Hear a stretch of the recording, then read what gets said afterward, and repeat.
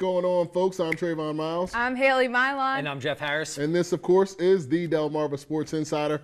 Coming up in just a bit on tonight's episode, the University of Maryland Eastern Shore held a team camp all weekend long, and I mean all weekend long. We're heading to Princess Anne to the Heights Center to check it on out. That's right, and the SU basketball program hosted a camp earlier this morning that's continuing this weekend. We'll have the sights and sounds from inside the gym coming on up. And coming up, one very special guest was rehabbing in Delmarva with the Shorebirds this week.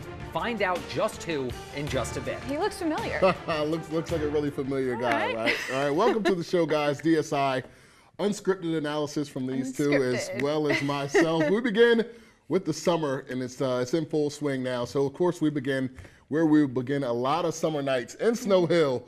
Tuesday, the matchup got pretty interesting in the Supreme Summer League.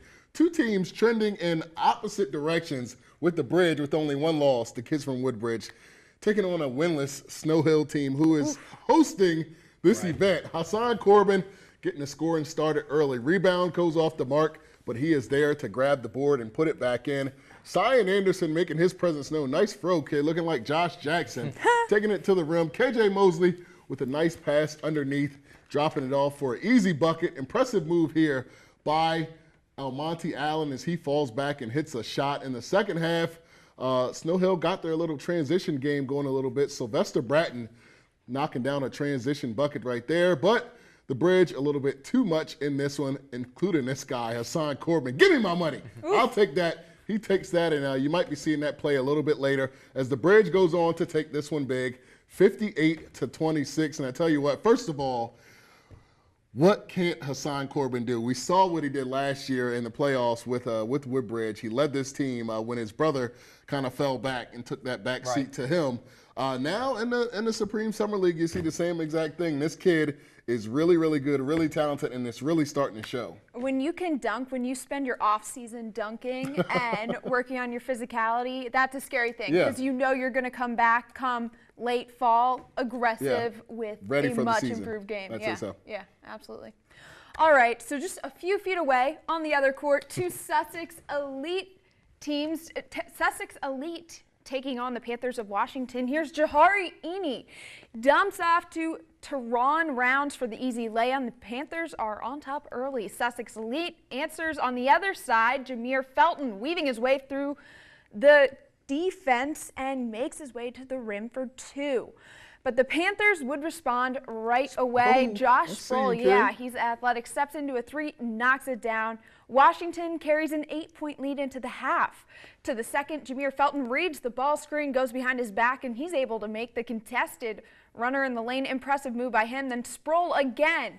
And the Panthers, they're just too much. Sproul, he's going to heave a pass the length of the court that finds Ethan Lambert for the acrobatic lay-in and the foul. The Panthers take this one, guys, 52-36. And I just love summer because we can still watch Sproul. And I really love summer because you get to see these matchups. Ethan Lambert, a kid from Sussex Central, all the way in Georgetown, Delaware, getting to play with Washington High School players and Josh Sproul. You know what I mean? So the summertime is a chance for these guys to all get together and play with friends. And both of those teams only playing with 5 players in that game as well. Summer, right? I don't know if we caught it, but of course, obviously some kids going on vacation. Only 5 Jeff, kids you were there, on right? the court. I wasn't there on Tuesday, but I have seen Sussex Elite play. You could have volunteered to because step be the in. 6 man, I right? know we were talking about that with Trey a little bit. I told Trey I'd be I'm retired. Horse. I'm retired. Oh, he's retired. I'm retired. Oh man, That's I would my love fault. to see that.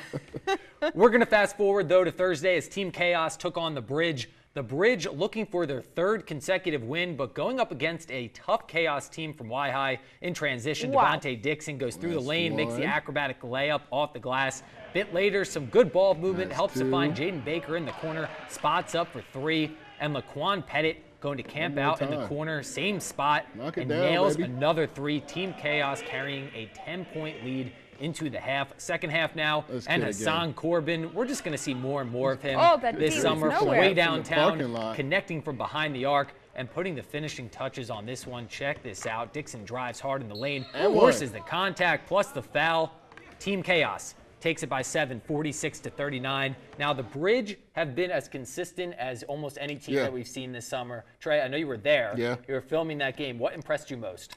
I would say the way that Team Chaos, Y-High, played together. And I was telling Drew, our intern, I was telling him, it's really good to see these guys playing really together in the summer. But, it's kind of a different story with that team, honestly, when the season comes around. With the Y-High team, you start seeing people pack the gyms, you start seeing the cheerleaders, you start seeing the band there, It's always a different story. Yeah. So they play really well together during the summer. I would like to see them transition that onto the actual season. So there's a challenge to you, Coach Waller, and your guys. I'm extending that to you. I really would like to see that. All right.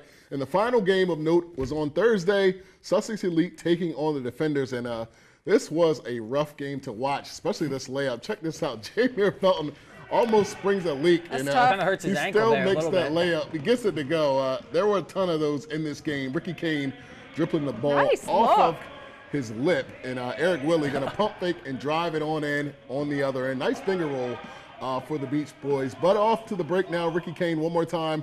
Flip it up, throw a little English on it, and it might go in. And he's laughing like that was not supposed to go in. And a little bit later for Elite, Isaiah Niemeyer going to grab the entry pass and lay it on in.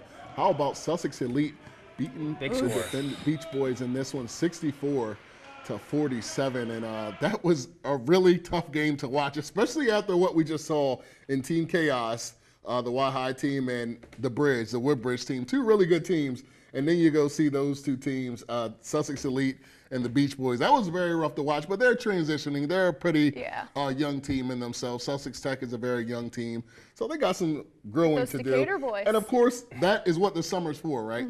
Of course. So I won't go too hard on them. I won't go too hard on them. That's very kind of you, but you're very kind to the Team Chaos out of Y-High. So I had to be. Bias, maybe? Nah. No, all right. not at all. So we're hitting our first commercial break, guys. The Shorebirds have a special guest on their roster Thursday night over from Baltimore.